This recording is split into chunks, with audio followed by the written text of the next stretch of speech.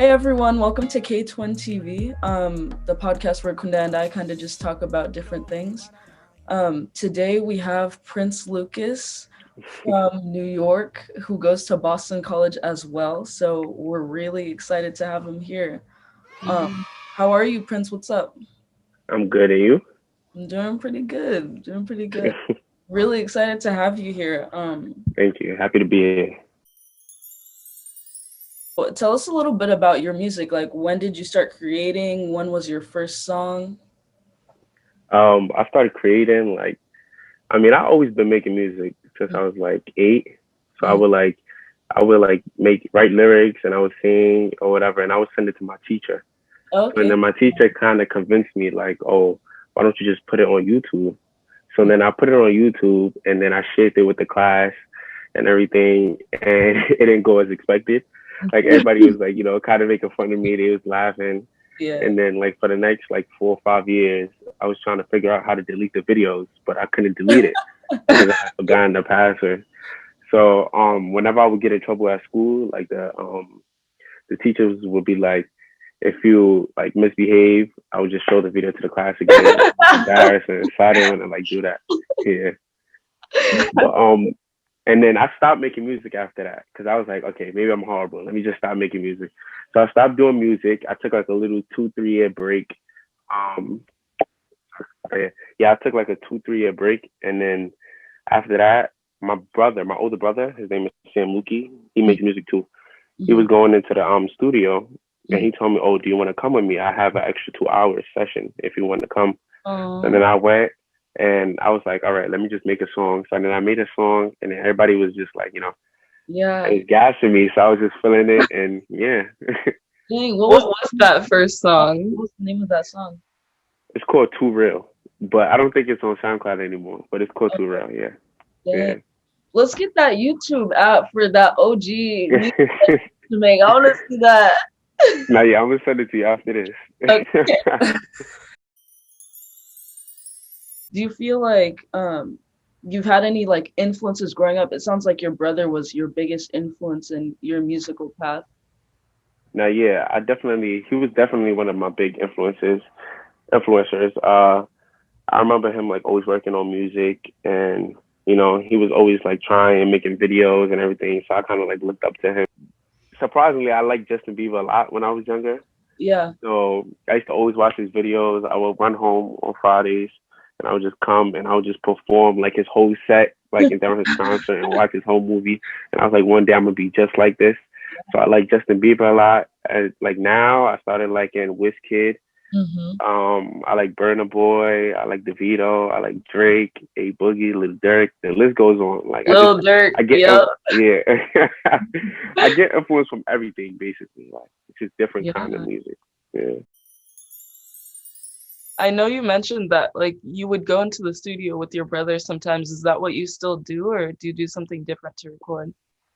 Now I kind of like being alone when I record. Like Mm. unless it's like my friends, like, and if it's like, it depends on the kind of song it is. Like if Yeah. it's like more of a slower song or like a deeper song, I like to be alone. Like I like being alone just because I want to be able to like put my best forth into the song.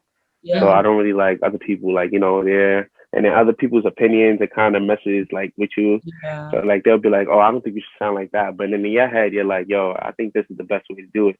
So I Mhm. just like doing it by myself, and then after let people hear it and get my feedback.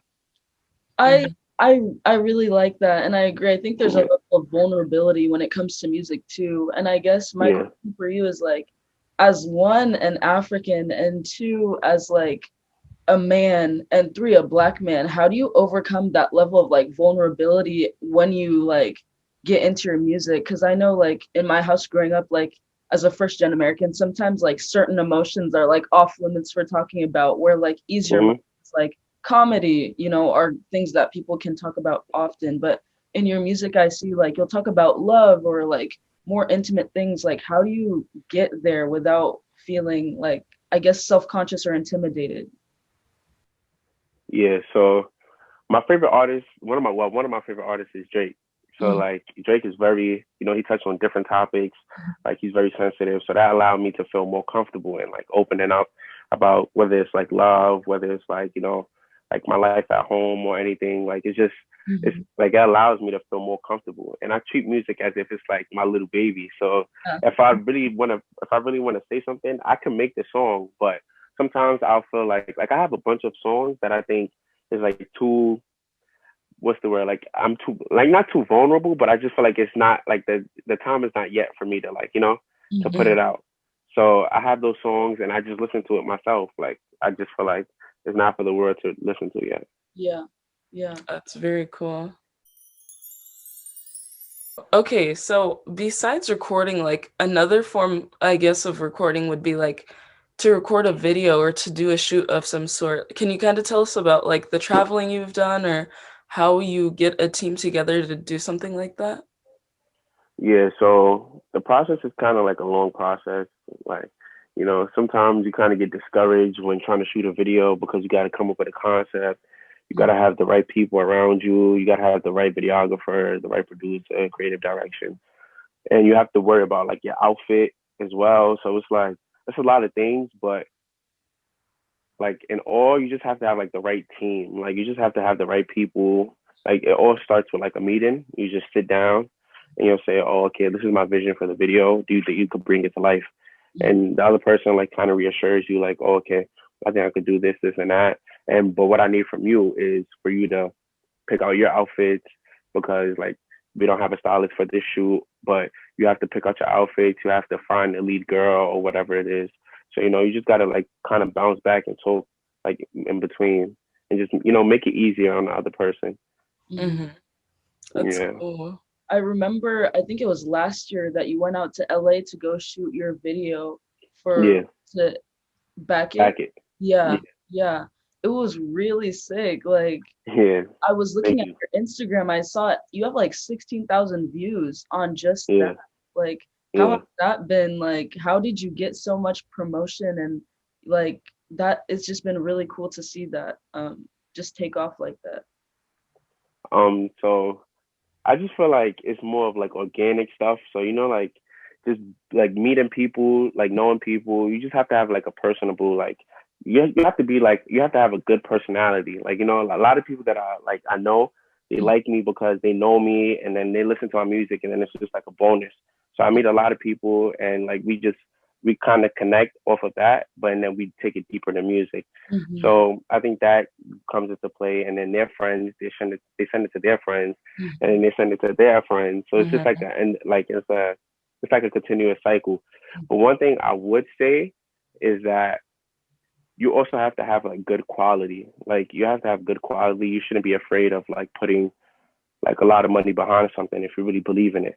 So like I Mhm. know a lot of people like they really want to do music or whatever, but I think you should just go for it. Like just don't do it like off your. I mean, it's cool to start off if you want to start off your phone or whatever. You could just record off your phone or like record a video off your phone. But if you have the funds and you have like you really care about your dream, Mhm. and you should like invest into yourself. That's the most important thing. You should invest into yourself.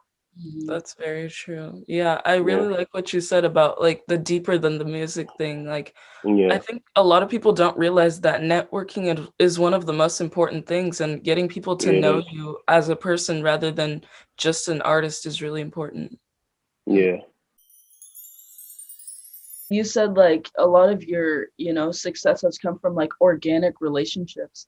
But as many of us know, like with success and fame sometimes comes hate. Like, do you feel like Mhm. you have a lot of haters sometimes, or do you feel like for the most part people have just been genuinely very supportive? So for one thing, I feel like anything you do in life, you're always gonna have like that group of people that's gonna doubt you. Mhm. Like in all, like in actuality, like in reality, like when I first started, Mhm. I remember like there was some people that kind of like they kind of like, oh, Prince doing music now, like everybody doing music, they kind of didn't believe in me, but it comes with what you want to do. You Mhm. have to like kind of prove them wrong. Mhm. Hmm. And also one thing that I always think about is the fact that love always overpowers hate. So like despite anything, I just think about like the amount of support and love I get from like all my friends. Like, some of my friends don't even have to travel with me to shoot music videos, but they still come.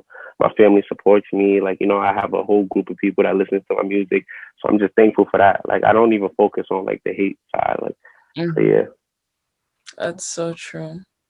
I love that. I love that. Yeah. The love overpowers hate. Yeah. Yeah, it does. Really. I promise you. I remember last year too, you got to open for AfroB. That's a big Hmm. deal. Like, how was that? Were you nervous before you got up there? Were you excited? Were you like, no, I'm just gonna do this? Like, how did that work? And did you get to connect with him after? So okay, I'll start on whether I was nervous or not. In the beginning, I was a little bit nervous because like the amount of people, it was like a lot of people. So I'm like, dang, and it's not only Boston College students, it's other students from all around of Mass. So I just was a little bit afraid, but and then once I got on stage, I Mhm. just felt like I was at home. You know, like you just feel comfortable and you feel like this is what you're meant to do. So I just didn't feel as afraid as I thought I was. And plus, I had a lot of practice beforehand just to Yeah. make sure I was prepared for anything in case anything went left. So you just gotta practice. Um, but opening up for him was really dope. I think it was like a really good opportunity. Mhm. And that day was kind of really hectic. Like, you know, performing the fashion show is just like there's a lot of things going on. Yeah.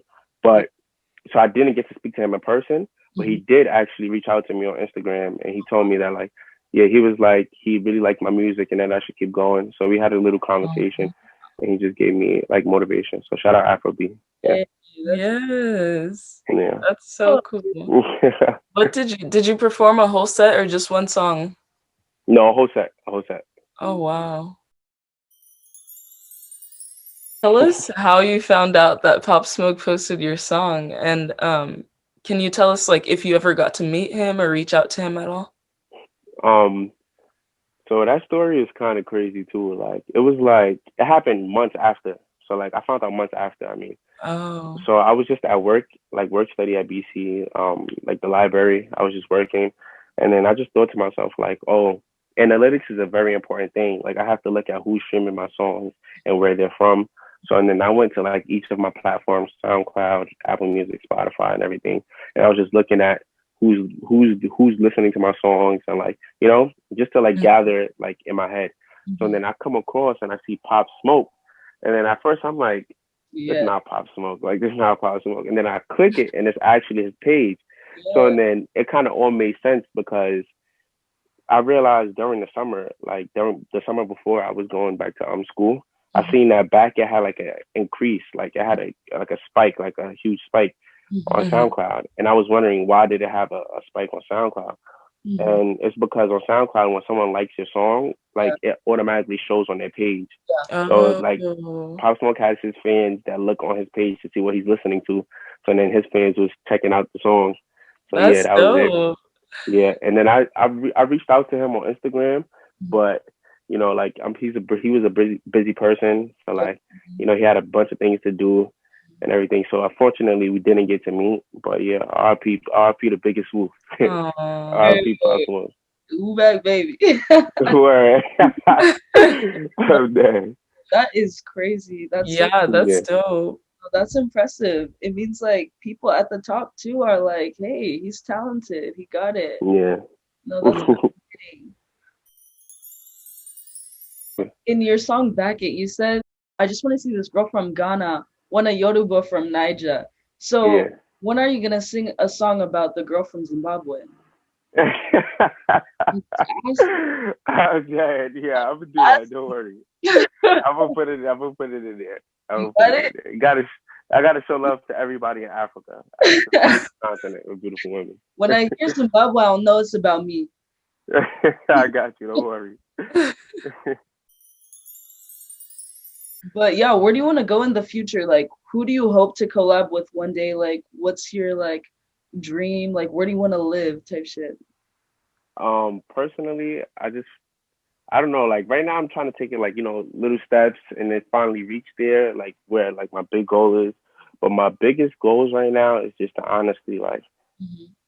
like my thing is it doesn't really involve money or anything. I just want more ears to listen to my music and just be able to like understand my art. And I want like the people in America to understand Afro beats and Yeah. understand that Afro beats is not just some like like I'm just speaking a different language so I don't understand what you're saying. So that's why I try to incorporate English a lot into with Yoruba into my music, just so they know like it's a blend. Like there's a lot of people that are like Nigerian American or Ghanaian American, you know, like it's like it's there's a mix, and there's a what's it called? There's like a ton of people in America now that are African, you know?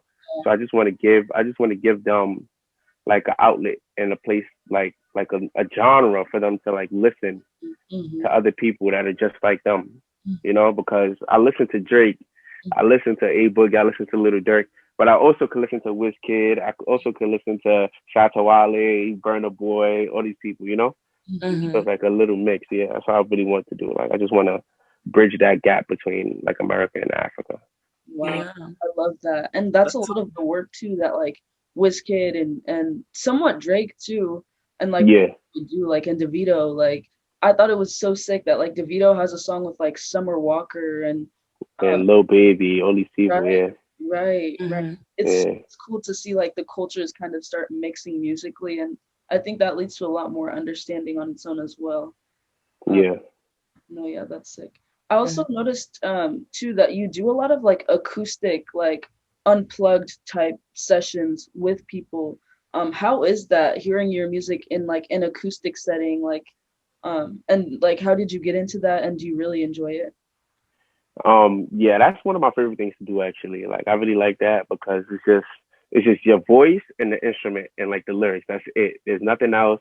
There's no extra ad libs in the back. It's stripped down to the perfect to the perfect place. Like it's just only you and the instrument. So it's like a perfect balance. That's one of my favorite things to do personally. Mhm. Um but I got into that because, like I said before, I used to listen to a lot of Justin Bieber, and like I used to watch a lot of his videos, and I Yeah. used to like pop a lot back then. Mhm. Like now, Yeah. not so much, but I used to like pop a lot back then.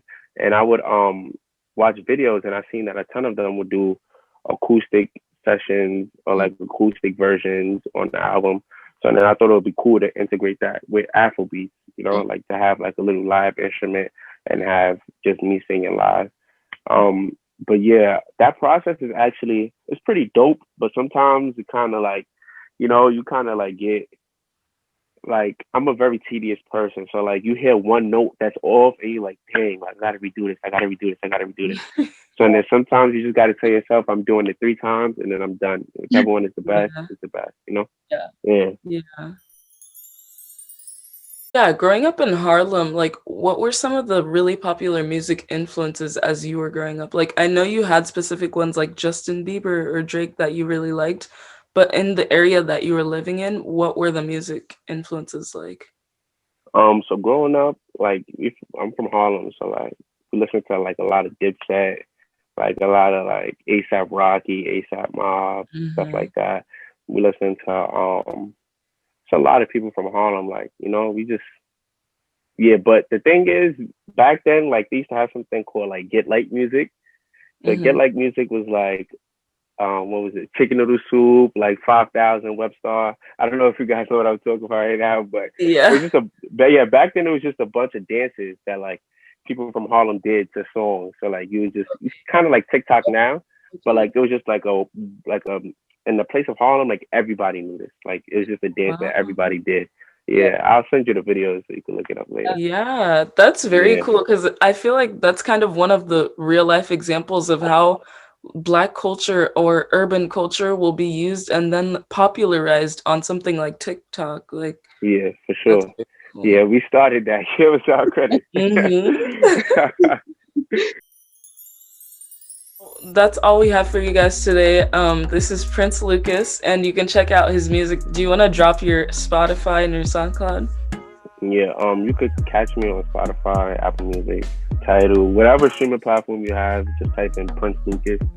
And yeah, you can just follow me on there and just stay tuned for more music.